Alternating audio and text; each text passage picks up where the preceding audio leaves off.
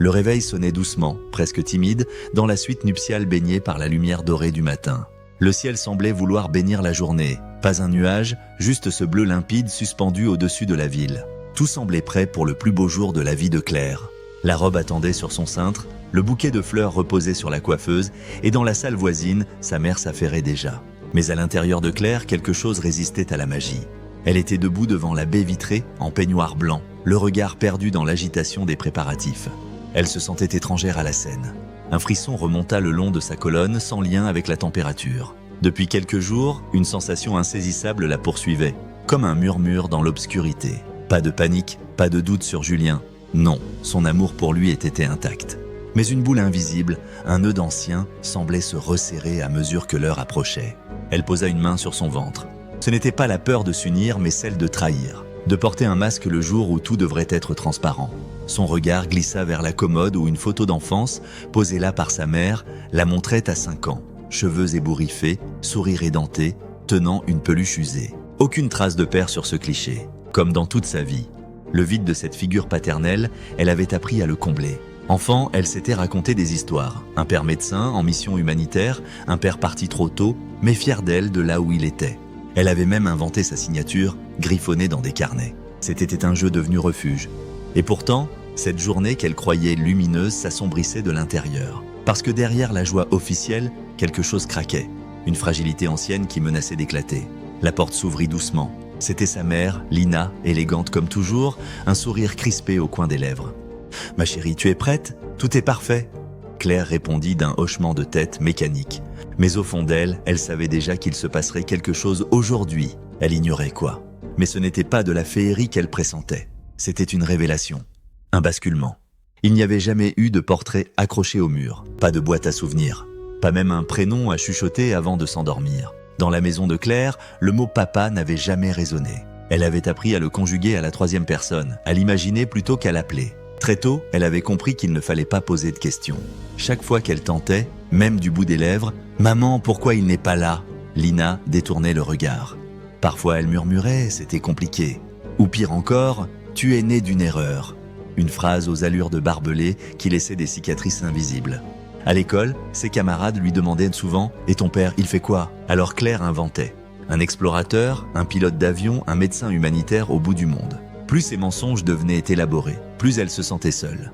Car au fond, elle ne voulait pas un héros, juste un regard, une voix, une main qui tient la sienne. À ses 10 ans, un homme fit son apparition. François. Grand, les épaules discrètes, les yeux calmes. Au début, il n'était que l'ami de maman. Un homme poli, aux gestes retenus. Il l'emmenait au cinéma, lui parlait de livres, cuisinait mieux que personne. Peu à peu, il devint une présence stable. Elle l'appelait François, jamais papa. Pourtant, il avait ce regard que personne d'autre n'avait jamais eu pour elle. Celui d'un adulte qui voit l'enfant, pas juste l'élève ou la fille d'une amie. Il venait à ses spectacles de danse, la raccompagnait en silence après l'école, lui posait des questions attentives. Et pourtant, il y avait toujours une distance, un frein intérieur qu'elle ne comprenait pas. Il était tendre, mais jamais familier. Présent, mais prudent. Comme s'il voulait prendre soin d'elle, sans en avoir le droit. Une nuit, Claire l'avait surpris dans le salon, assis dans l'obscurité, tenant une vieille photo entre ses mains. Elle n'avait vu que fugacement le cliché. Elle, bébé, dans les bras de sa mère. Un détail la troubla. François la tenait aussi. Il la regardait comme on regarde un miracle. Lorsqu'il s'aperçut de sa présence, il cacha la photo dans un tiroir qu'elle ne connaissait pas. Il ne dit rien. Elle non plus. Mais à partir de ce soir-là, une graine de doute germa dans l'esprit de Claire. Sans nom, sans preuve. Juste une sensation étrange. Et si... Elle n'avait que 10 ans. Elle n'avait pas encore les mots pour interroger. Mais les fantômes s'étaient réveillés. Et ils ne la quitteraient plus. L'adolescence avait été pour Claire un âge trouble où les certitudes se fissurent sans prévenir. Elle grandissait, apprenait à lire entre les lignes, et ce qu'elle devinait désormais dans les gestes de François n'était plus de l'imagination d'enfant. Il y avait d'abord cette manière qu'il avait de veiller sur elle. Lorsqu'elle tombait malade, c'était lui qui restait à son chevet. Il lui préparait des tisanes, lui posait la main sur le front avec une délicatesse qui trahissait autre chose qu'une affection générique. Une chaleur presque instinctive. Puis ces détails devenus pesants. Ce tiroir verrouillé dans le bureau qu'elle n'avait jamais eu le droit d'ouvrir. Cette habitude qu'il avait de garder certaines photos à l'écart des albums familiaux. Et ces silences, de plus en plus lourds, lorsqu'elle parlait de ses projets d'avenir. Un jour, elle osa. Elle avait 16 ans. Elle observa sa mère préparer le dîner et demanda le cœur cognant comme un tambour. Pourquoi François se comporte parfois comme un père, mais ne l'est pas? Lina s'était figée, le couteau suspendu dans les airs. Le silence qui suivit fut si long que Claire pensa un instant qu'elle n'obtiendrait jamais de réponse. Puis, d'une voix serrée, parce que ce n'est pas son rôle. C'était tout, pas de larmes, pas de vérité soudaine. Juste cette réponse courte, tranchante, définitive. Claire avait ressenti un mélange de colère et de résignation. Elle comprit à cet instant que sa mère protégerait ce secret jusqu'à sa tombe s'il le fallait. Alors elle avait fait ce que font tant d'adolescents face aux adultes qui refusent de parler. Elle avait rangé ses soupçons dans un coin de son esprit. Elle avait décidé de ne plus chercher, d'avancer malgré tout. Mais au fond, elle savait. Elle savait que quelque chose n'était pas dit, que son histoire avait une faille, et que le mur du silence ne tiendrait pas éternellement. C'est à la bibliothèque universitaire que Claire l'avait rencontré. Un jour gris de novembre, entre deux rayons oubliés, elle avait croisé son regard. Un mélange de douceur et d'ironie contenue. Julien, grand penché sur un recueil de poèmes de René Char, lui avait lancé un sourire comme une promesse de dialogue. Ce fut le début d'un échange ininterrompu. Il ne lui avait jamais demandé de prétendre, jamais forcé ses silences. C'était un homme qui écoutait vraiment, pas pour répondre, mais pour comprendre. Leur relation s'était construite dans une forme de lente évidence. Il avait appris, sans insister, à approcher les zones d'ombre de Claire. Et elle, pour répondre à elle, pour la première fois, Dietrich n'avait pas senti le besoin de mentir sur son passé. Pas entièrement. Elle disait que son père n'était pas là, sans donner de détails. Julien n'insistait pas. Il la regardait avec cette bienveillance rare qui valait tous les discours. Avec lui, Claire s'était sentie possible. Pas parfaite, mais complète. 6 ans passèrent. Des années de complicité tissées au fil de petits gestes. Lire à deux dans le silence, cuisiner ensemble le dimanche, rire sans raison précise. L'idée du mariage vint un matin de printemps, alors qu'il promenait dans un marché. Il avait pris une fraise, l'avait posée sur son doigt comme une bague, et lui avait murmuré « Tu veux vieillir avec moi, avec ou sans les réponses ?» Elle avait dit oui en riant, les yeux brillants. Et pourtant, au fil des mois, à mesure que la cérémonie approchait, une sensation étrange refit surface. Ce n'était pas du doute, c'était autre chose. Une tension intérieure, une faille ancienne qui recommençait à vibrer. Comme si son corps, avant son esprit, comprenait que la vérité n'avait pas encore été prononcée. Parfois, en pleine nuit, elle se réveillait sans raison, le cœur battant. Elle croyait entendre une porte s'ouvrir dans sa mémoire. Elle essayait de se convaincre que tout allait bien, que son bonheur était complet, qu'elle pouvait entrer dans cette nouvelle vie sans rien régler de l'ancienne. Mais il y avait ce fil invisible, tendu entre elle et le passé. Et un jour, elle savait qu'il casserait. Le silence de la suite nuptiale fut brisé par un froissement discret. Sous la porte, une enveloppe venait d'être glissée. Aucune écriture, aucun nom. Un mystère aussi immobile qu'une bombe désamorcée ou sur le point d'exploser. Ses mains, pourtant sûres quelques minutes plus tôt, tremblaient légèrement en déchirant le papier. À l'intérieur, une photo ancienne au ton sépia. Une femme enceinte, sa mère. Et à ses côtés, François, plus jeune, souriant, la main posée tendrement sur le ventre arrondi. Derrière l'image, une phrase griffonnée à l'encre bleu pâle « Je suis désolé. Pardonne-moi. » F. Claire sentit le sol fuir sous ses pieds. Le monde cessa de tourner pendant une seconde. L'air manquait. Le vacarme intérieur qu'elle taisait depuis l'enfance prenait enfin forme. Elle courut dans le couloir, dévala les marches vers la chambre de sa mère. Lina ouvrit aussitôt. Le visage blanc comme les rideaux du hall, elle n'eut pas besoin de poser de questions. Elle vit la photo dans la main de Claire, les larmes prêtes à déborder.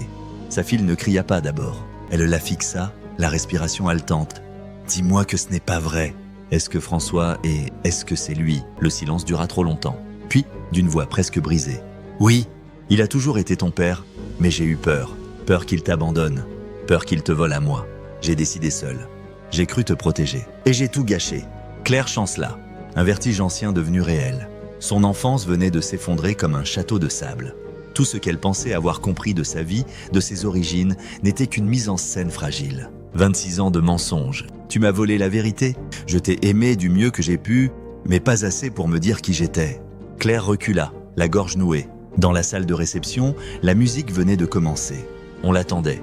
Mais ce n'était plus le mariage qui l'appelait, c'était sa propre identité, enfin libérée, hurlant à l'intérieur. Les portes de la salle de réception s'ouvrirent sur un silence inattendu. Les invités, debout, se retournèrent avec un sourire. La musique douce et solennelle commença à glisser sur les murs décorés de fleurs blanches. Julien, en costume sobre, attendait au bout de l'allée, le regard fixé sur la porte par laquelle Claire devait entrer. Mais Claire ne bougeait pas. Elle se tenait à l'entrée, figée, la robe nouée à la hâte, les mains crispées autour de l'enveloppe désormais vide. Elle aperçut au fond de la salle François, immobile, debout, les yeux humides. Il semblait plus vieux que jamais. Quand il croisa le regard de Claire, un frémissement passa sur ses traits. Il s'avança, lentement, comme si chaque pas avait le poids de 26 années. Il s'arrêta à quelques mètres d'elle. Le murmure des invités s'éteignit. « Claire, je suis ton père. » Ses lèvres avaient tremblé en prononçant les mots. « J'aurais dû te le dire. J'ai eu peur. J'ai cru qu'en me tenant à distance, je te protégeais. Je t'ai aimé dans le silence. Chaque jour. » La voix s'étrangla. Claire sentit une vague brûlante l'envahir. Elle vacilla, les larmes brouillant sa vision.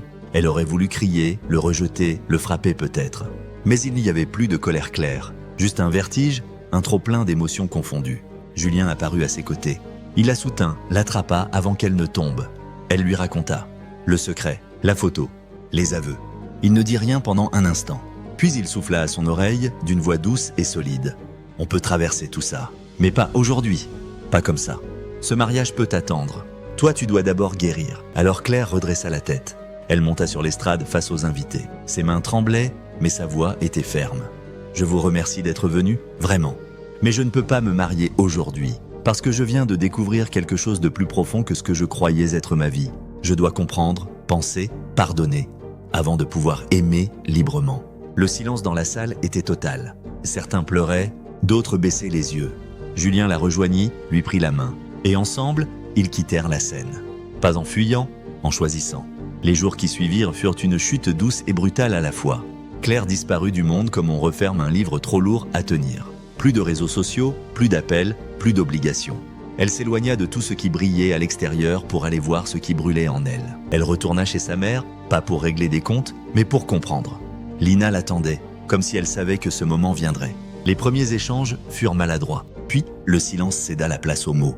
Claire demanda « Pourquoi ?» Pourquoi lui avoir menti aussi longtemps? Lina, les mains nouées sur ses genoux, répondit avec une vérité nue. Parce que j'avais peur de perdre deux personnes à la fois, lui et toi. Françoise aussi vint.